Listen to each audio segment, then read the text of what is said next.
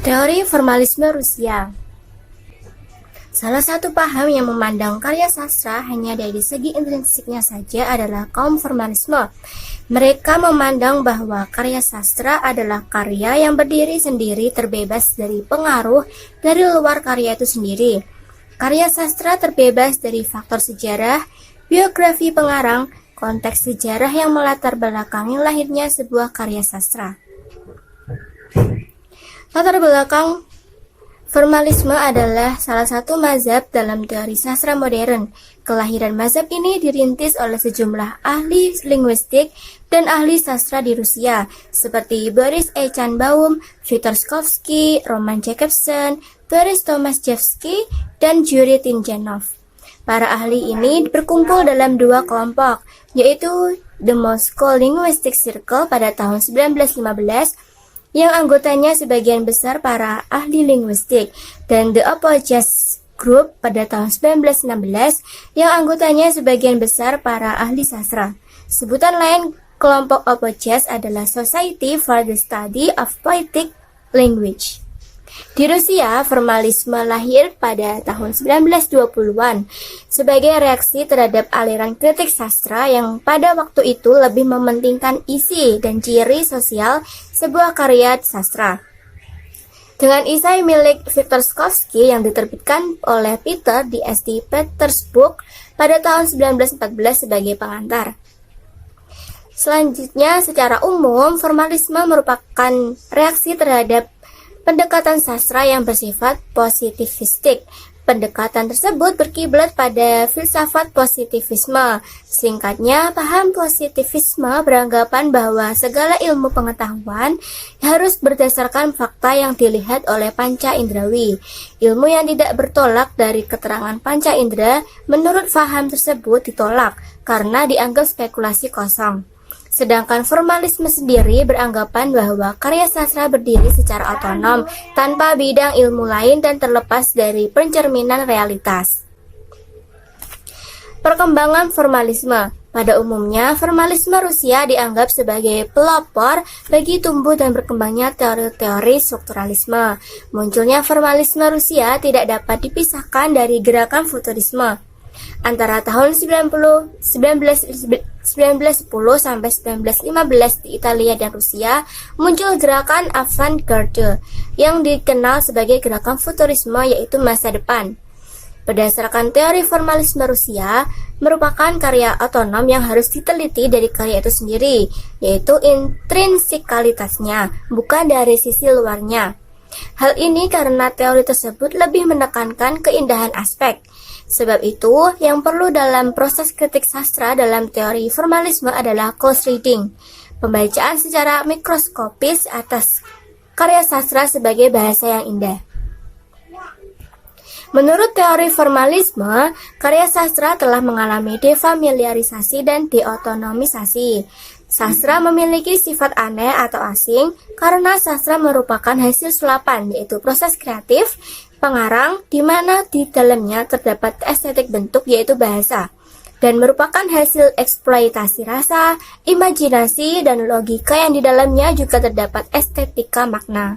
Sastra pun karenanya dilihat aliran kritik formalis, kemudian kehilangan otonomisasinya untuk langsung bisa dipahami pembaca. Pembaca atau peneliti untuk itu diperkenankan membuat penafsiran dengan cara menyingkap rahasia estetika dan gagasan di balik teks. Kaum formalis beranggapan bahwa karya sastra berdiri secara otonom. Karya sastra dipandang sebagai karya sastra itu sendiri, terlepas dari realitas dan bidang ilmu lain. Maka dari itu, mereka lebih terfokus pada segi intrinsik sebuah karya sastra. Akan tetapi, dalam dialog intelektual antar penganut formalisme Rusia, ternyata tidak semua ahli bersepakat mengenai konsep formalisme. Jadi, dapat disimpulkan bahwa teori yang digagas oleh para kaum formalisme tidaklah bersifat permanen, karena teori tersebut bersifat dinamis, yang artinya dapat mengalami perubahan. Pada tahun 1920 hingga 1930-an, perkembangan teori ini mulai pudar akibat tekanan politik di Rusia. Menurut Fokke Madewe dan Eldrud Kone-Ipsis, pada tahun 1998, kebangkitan Nazi menjadi penyebab para kaum formalis meninggalkan Ceko. Formalisme Rusia ini dilarang karena dianggap bertentangan dengan Stalinisme. Akibatnya, kaum formalisme Rusia pindah ke Praha dan menyuarakan gagasannya melalui aliran strukturalisme Praha. Dari peristiwa tersebut, formalisme pun menjadi awal pemicu kelahiran strukturalisme. Viktor Shklovsky. Viktor Borisovich Shklovsky lahir pada tanggal 24 Januari dengan gaya lama yaitu 12 Januari pada tahun 1893 di Saint Petersburg, Kekaisaran Rusia. Viktor adalah seorang ahli teori, kritikus, penulis, dan pamflet sastra Rusia dan Soviet. Dia adalah salah satu tokoh utama yang terkait dengan formalisme Rusia. Viktor Shklovsky mengemukakan bahwa sifat kesastraan muncul sebagai akibat penyusunan dan penggubahan bahan yang semula bersifat netral. Para pengarang menyulap teks-teks dengan efek mengasingkan dan melepaskannya dari otomatisasi. Proses penyulapan oleh pengarang ini disebut defamiliarisasi, yakni teknik membuat teks menjadi aneh dan asing, atau teknik bercerita dengan gaya bahasa yang menonjol dan menyimpang dari biasanya.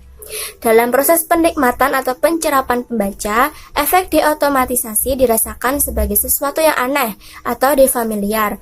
Proses defamiliarisasi itu mengubah tanggapan kita terhadap dunia. Dengan teknik penyingkapan rahasia, pembaca dapat meneliti dan memahami sarana-sarana yaitu bahasa yang dipergunakan pengarang. Teknik-teknik itu misalnya menunda, menyisipi, memperlambat, memperpanjang, atau mengulur-ngulur suatu kisah sehingga menarik perhatian karena tidak dapat ditanggapi secara otomatis. Tujuan formalisme. Tujuan formalisme adalah studi ilmiah mengenai sastra. Hal ini didasarkan pada keyakinan para formalis bahwa studi seperti itu sangat mungkin dan memang pantas dilakukan. Kaum formalis yakin bahwa studi-studi mereka akan meningkatkan kemampuan pembaca untuk membaca teks-teks sastra dengan cara yang tepat, yaitu dengan memperhatikan sifat-sifat teks yang dianggap artistik dan sastrawi. Dalam hal ini, Shklovsky tertarik pada hukum bahasa puitik. Jacobson menekankan pentingnya ilmu sastra, sementara Tindjanov mengungkapkan bahwa untuk menjadi cabang ilmu tersendiri, sejarah sastra harus mengajukan tuntutan atas keterandalan atau reliability-nya. Yang selanjutnya adalah konsep dasar teori formalisme Rusia. Konsep dasar teori formalisme Rusia yang pertama adalah defamiliarisasi. Menurut kaum formalis, sifat kesastraan muncul sebagai akibat penyusunan dan penggubahan bahan yang semula bersifat netral. Proses penyulapan oleh pengarang disebut defamiliarisasi, yaitu teknik membuat teks menjadi aneh dan asing. Istilah defamiliarisasi dikemukakan oleh Shklovsky untuk menyebut teknik bercerita dengan gaya bahasa yang menonjol dan menyimpang dari bahasanya. Defamiliarisasi juga yang membuat suatu karya sastra menjadi sesuatu yang aneh, menceritakan alur cerita dengan gaya baru, terlepas dari pencerminan dunia nyata, yang akibatnya akan membuat pembaca mengalami proses berpikir yang cukup mendobrak, yakni teknik membuat teks menjadi asing dan aneh karena teknik bercerita dengan gaya bahasa yang menonjol dan menyimpang dari biasanya. Proses defamiliarisasi dapat mengubah tanggapan kita terhadap dunia. Kesimpulannya, defamiliarisasi lebih ke prosesnya. Defamiliarisasi juga dapat berfungsi sebagai penyelaan agar ceritanya lebih menarik perhatian pembaca. Yang kedua adalah deotomatisasi. Deotomatisasi adalah karya sastra yang memang berdiri sendiri atau otonom, terbukti dengan kaum formalis yang lebih menitik beratkan segi intrinsik daripada ekstrinsik. Dengan sifat otonom karya sastra sebagai salah satu ciri teori formalisme, seorang peneliti karya sastra tidak tergantung pada aspek di luar karya sastra dan penelitian karya sastra pun menjadi positivistik. Karena penelitian yang dilakukan berdasarkan teksnya bisa dibuktikan secara empirik dengan menunjukkan kembali pada teks sastra yang diteliti.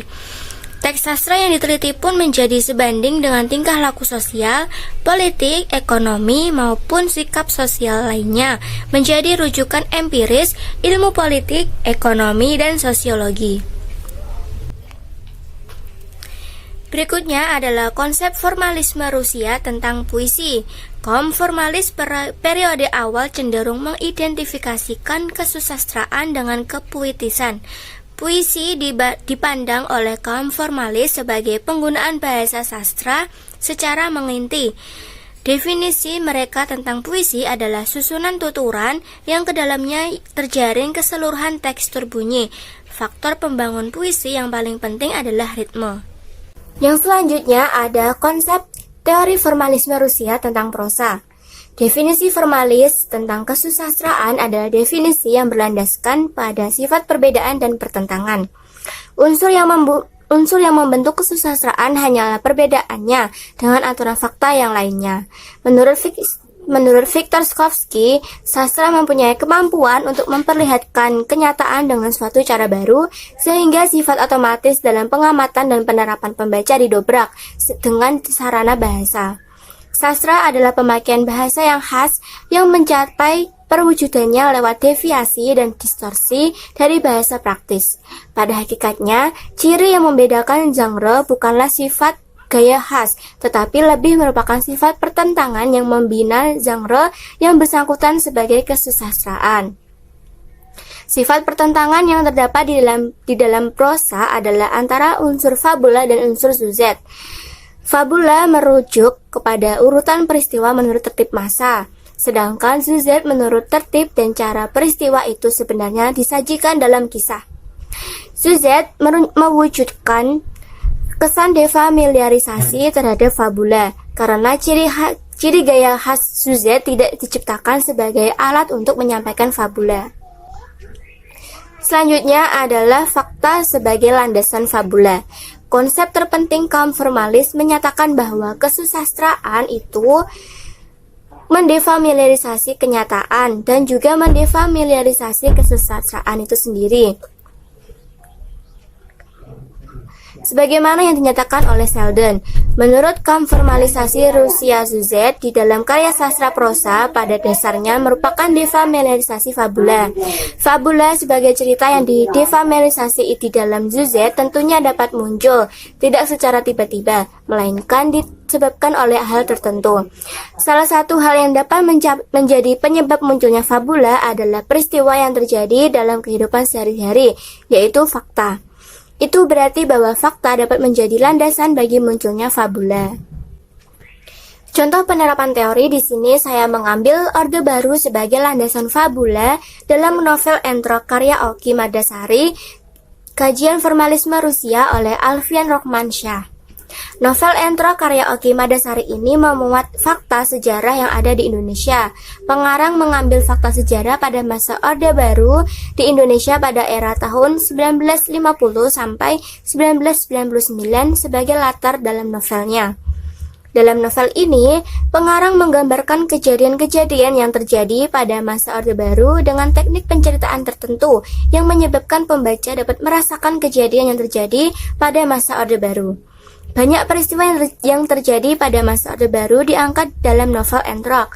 Misalnya peristiwa pemboman stupa di Borobudur, kemenangan Partai Kuning atau Golkar pada pemilu awal di Indonesia, dan praktik-praktik pemerasan terhadap rakyat kecil yang tidak mempunyai kekuasaan.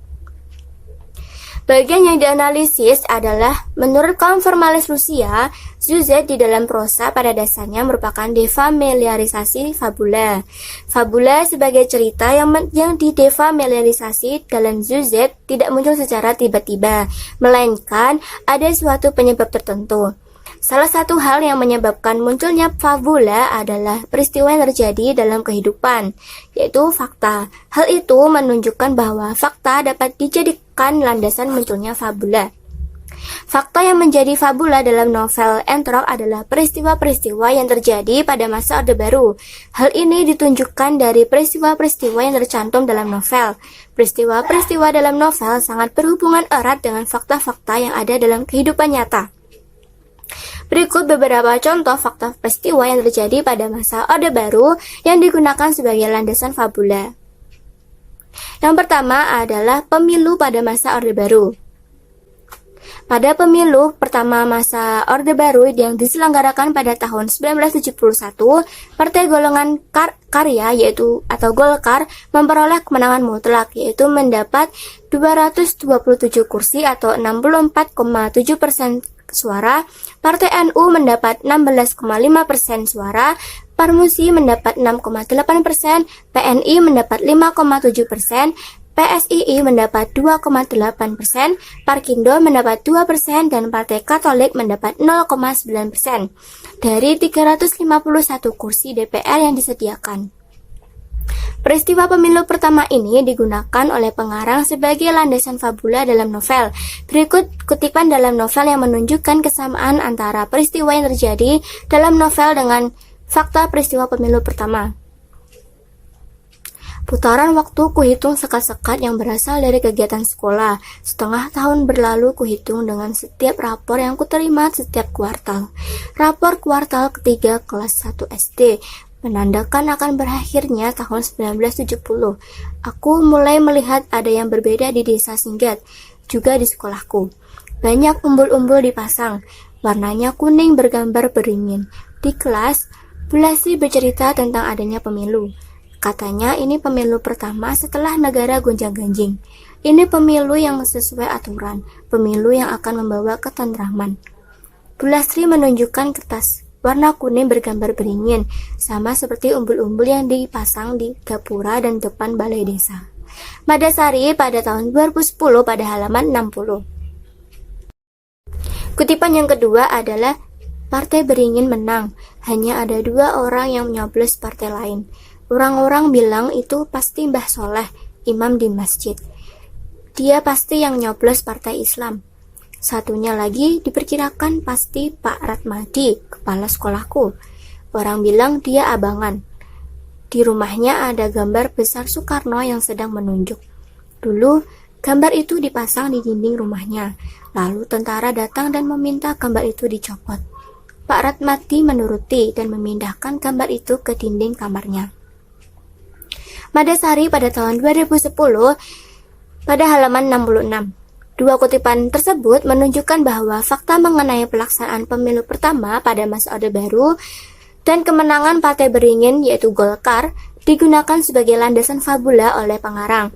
Defamiliarisasi atau penganehan yang dilakukan oleh pengarang yaitu dengan membuat rangkaian jalan cerita yang dapat menggambarkan peristiwa saat pemilu pertama masa Orde Baru itu akan diselenggarakan dan suasana saat kemenangan partai bergambar beringin. Pemilu kedua pada masa Orde Baru berlangsung pada tahun 1977, sesuai dengan ketetapan MPR dalam rangka penyederhanaan sistem kepartaian di Indonesia. Pada 1973 diadakan penyederhanaan partai politik. 4 partai politik Islam yaitu NU, Parmusi, PSII, dan PERTI bergabung dalam Partai Persatuan Pembangunan yaitu PPP, sedangkan 5 partai politik lainnya yaitu PNI, IPKI, Katolik, Parkindo, dan Murba bergabung menjadi Partai Demokrasi Indonesia yaitu PDI. Hasil dari pemilu tahun 1977, Golkar memperoleh kemenangan mutlak seperti pada pemilu pertama. Dari 70.378.750 pemilih, suara yang sah mencapai 63.998.344 suara atau 90,93%. Dari suara yang sah tersebut, Golkar meraih suara 62,11% dan mendapat 323 kursi. PPP, Partai Persatuan Pembangunan, meraih 29,9% mendapat 99 kursi dan PDI meraih 8,60% mendapat 29 kursi. Fakta mengenai pelaksanaan pemilu kedua masa Orde Baru digunakan oleh pengarang sebagai landasan fabula dalam novel, sebagaimana kutipan berikut ini. Tak ada lagi partai-partai penuh tulisan Arab. Katanya, sekarang menjadi satu dalam gambar bintang. Lalu katanya, partai-partai orang abangan semuanya menjadi gambar merah, bergambar kepala banteng. Tapi itu bukan partai kami. Bukan partai yang wajib dicoblos orang-orang singget. Karena kami orang-orang yang negara, orang-orang yang mendukung pemerintah. Kami semua orang-orang partai kuning, mencoblos gambar beringin. Madasari pada tahun 2010 pada halaman 78. Coblosan dilaksanakan beberapa hari kemudian, tanggal 2 Mei 1977. Semua orang ramai-ramai datang ke balai desa, sama seperti yang kulihat 5 tahun sebelumnya. Orang-orang mencoblos kertas dengan paku di dalam bilik bertirai. Di dekat bilik, tentara-tentara berjaga. Seperti sudah menjadi pakem, halaman desa sudah dipersiapkan untuk gambiang. Nanti sore, setelah suara dihitung, gong akan ditabuh dan orang akan gamboyangan sampai pagi untuk merayakan kemenangan partai pemerintah. Madasari pada tahun 2010 pada halaman 86. Dua kutipan di atas menunjukkan bahwa fakta tentang penyederhanaan sistem kepartaian di Indonesia dan pelaksanaan pemilu kedua masa Orde Baru dilakukan. Defamiliarisasi atau penganehan yang dilakukan oleh pengarang yaitu dengan membuat narasi mengenai penyederhanaan sistem kepartaian di Indonesia dan penggambaran pelaksanaan pemilu kedua masa Orde Baru. Selanjutnya yang kedua adalah pembunuhan misterius. Pembunuhan misterius ini dilakukan terhadap orang-orang yang dianggap mengganggu keamanan dan meresahkan masyarakat seperti perampok, preman, dan sebagainya. Adanya pembunuhan misterius yang terjadi pada masa Orde Baru berawal dari keluhan masyarakat karena makin meluas dan seriusnya gangguan keamanan. Berdasarkan keluhan tersebut, pemerintahan Soeharto memberi jawaban dengan menghabisi para pengganggu keamanan dengan membunuh mereka secara rahasia serta di luar jalur hukum. Sampai tahun 1984, LBH Jakarta melaporkan bahwa ditemukan 5.000 orang yang menjadi korban operasi militer atau yang disebut dengan pembunuhan misterius. Dalam pembunuhan tersebut, tidak ada satupun pelaku yang ditangkap atau diadili. Meskipun bersifat misterius, semua orang tahu bahwa pelaku dari peristiwa tersebut adalah aparat resmi negara. Dalam buku semi-autobiografi yang terbit pada 1989, Soeharto mengakui bahwa dialah yang menjadi inisiator pembunuhan misterius tersebut. Peristiwa pembunuhan misterius yang terjadi pada masa Orde Baru digunakan sebagai landasan fabula, sebagai penggambaran peristiwa pada masa Orde Baru. Berikut kutipan dalam novel yang menunjukkan penggunaan fakta mengenai pembunuhan misterius. Siang ini, kami duduk di pawon, sambil makan rujak yang kubeli di pasar. Aku bercerita tentang kematian Mali dan orang pasar itu. Dia terkejut dan sepertinya agak marah. Di sana juga banyak yang mati, mayat di mana-mana, di pasar, di jalan, di lapangan, semua orang ketakutan. Aduh Gusti, yuk hati-hati di sana. Di kota orang jahat lebih banyak. Justru katanya mayat-mayat itu penjahat, maling, rampok. Katanya mereka dibunuh biar kapok. Tapi kok bisa sebanyak itu? Nah di sini yang mati juga katanya maling, tukang meras. Ya sama kalau begitu, nggak di kota, nggak di desa. Lah iya, kalau mereka benar maling, nah kalau bukan. Madasari pada tahun 2010 pada halaman 131 hingga 132. Kutipan yang kedua, di pengajian ini kami juga membahas tentang mayat-mayat itu, tubuh-tubuh tak bernyawa yang katanya maling, rampok, gali, pembunuh, atau preman. Mereka mati begitu saja, tanpa penyebab yang jelas. Mayatnya berkelimpangan di tempat-tempat yang mudah dilihat orang. Kami menyebut ini semua pembunuhan. Pembunuhan yang penuh misteri. Polisi tak pernah mencari tahu siapa pelakunya. Berlebihkah kalau kami sedikit berprasangka? Madasari pada tahun 2010 pada halaman 136. Dua kutipan tersebut menunjukkan bahwa pengarang menggambarkan adanya pembunuhan misterius yang terjadi di masyarakat. Banyak orang memperbincangkan masalah tersebut. Dari kutipan tersebut, terlihat bahwa banyak terjadi pembunuhan misterius terhadap orang-orang yang dicurigai sebagai pengganggu keamanan. Banyak mayat yang ditemukan di tempat-tempat yang sering dikunjungi warga. Tidak ada yang mengetahui alasan dan pelaku pembunuhan tersebut. Bahkan pihak keamanan pun tidak berusaha mengusut kasus tersebut. Hal ini menimbulkan kecurigaan dari sebagian kalangan masyarakat yang mengindikasi bahwa pemerintah terlibat dengan peristiwa tersebut sehingga aparat keamanan tidak mengusut dan terkesan membenarkan perbuatan tersebut. Yang ketiga, peristiwa Tanjung Priok. Peristiwa Tanjung Priok merupakan peristiwa yang terjadi pada tahun 1984 di Tanjung Priok. Dalam kerusuhan massal tersebut, umat Islam berhadapan langsung dengan aparat militer yang bersenjata. Puluhan orang tewas dalam peristiwa tersebut. Dalam novel Endrock, peristiwa ini digambarkan sebagai berikut. Pada tahun 1984, pertengahan September, peristiwa besar terjadi di ibu kota. Tentara menembak orang-orang yang sedang pengajian. Banyak yang mati, lebih banyak lagi yang dipenjara. Orang-orang itu melawan negara. Panser-panser datang lalu. Tentara masuk masjid dengan sepatu tingginya. Semua orang mengamuk, yang di dalam masjid bertahan. Yang baru datang menyerang. Lalu meletuslah bunyi tembakan-tembakan itu. Madasari pada tahun 2010 pada halaman 135 sampai 136. Dari kutipan di atas, terlihat adanya peristiwa kerusuhan antara umat Islam dengan anggota militer. Para anggota militer memasuki masjid tanpa melepas sepatu mereka.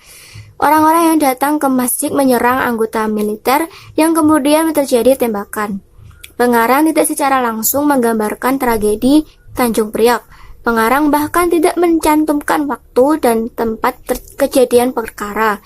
Hanya dicantumkan keterangan tempat di ibu kota yang menunjukkan lokasi Jakarta dan keterangan waktu pertengahan September dan tahun 1984. Akan tetapi, fakta yang ditemukan pada pertengahan September 1984 adalah kerusuhan massal yang melibatkan umat Islam dengan militer di Tanjung Priok, Jakarta. Yang keempat adalah peristiwa peledakan stupa Candi Borobudur. Peristiwa peledakan di Candi Borobudur terjadi pada tanggal 15 Januari 1985. Pelaku dari peledakan tersebut disinyalir bukanlah dari kalangan pemerintah, tetapi berasal dari umat Islam. Dalam peristiwa peledakan tersebut memang terbukti umat Islam sebagai pelakunya. Abdul Qadir Ali Al-Habsyi dan Hussein Ali Al-Habsyi ditangkap beberapa saat setelah kejadian. Mereka disebut sebagai pelaku peledakan di Candi Borobudur. Abdul Qadir divonis oleh Pengadilan Negeri Malang dengan hukuman penjara 20 tahun. Meski kemudian ia mendapatkan remisi setelah menjalani hukuman selama 10 tahun. Hussein sendiri dihukum seumur hidup sebelum kemudian mendapat gerasi dari Presiden B.J. Habibie.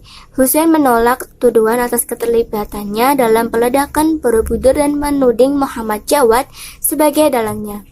Dalam persidangan, jaksa menuduh bahwa tindakan pengeboman terhadap Candi Borobudur tersebut merupakan aksi balas dendam Abdul Qadir dan kawan-kawan terhadap peristiwa Tanjung Priok yang menewaskan puluhan nyawa umat Islam. Abdul Qadir membenarkan motivasi peledakan itu sebagai ungkapan ketidakpuasannya atas peristiwa berdarah tersebut. Namun, keterangan itu sempat diragukan karena Ibrahim, orang yang disebut Hussein sebagai dalangnya, tidak pernah dapat ditemukan oleh aparat, bahkan hingga kini. Dalam novel Endrock, peristiwa pengeboman stupa di Candi Borobudur terlihat pada kutipan berikut. Magelang, Januari 1985, malam telah larut. Semua orang telah berkelana dalam mimpi masing-masing. Boom! Bunyi itu mewakilkan kami, besar dan mengguncang. bergetar seperti gempa bumi, tapi menggelegar di telinga seperti geledek. Baru pertama kali aku mendengar bunyi seperti itu. Kami keluar ke halaman rumah. Di arah barat, di arah barat terlihat sedikitnya percikan api, lalu berganti asap tebal. Jelas ini bukan gempa bumi. Kami bergegas berlari menuju sumber suara itu. Disinilah asalnya Candi Borobudur. Bangunan megah yang menjadi simbol kebanggaan itu, ternyata keagungan dan kemegahan itu hanya ilusi. Bangunan itu tak cukup kokoh melawan guncangan. Mahakarya yang tercipta ratusan tahun lalu takluk dalam hitungan menit pada karya cipta manusia modern yang memang dibuat untuk merusak bom. 7 stupa yang selama ratusan tahun berdiri kokoh di bawah terik matahari dan hujan, kini hanya tinggal menjadi puing. Pada Sari pada tahun 2010 pada halaman 138. Kutipan kedua, di mana saudara waktu ada ledakan? Kami tidur di rumah, lalu ke sana saat ada bunyi ledakan. Aku tersenyum kecut. Apakah tentara-tentara ini mengira kami orang-orang yang meledakkan candi? Lelucon yang sangat tidak lucu. Madasari pada tahun 2010 pada halaman 145.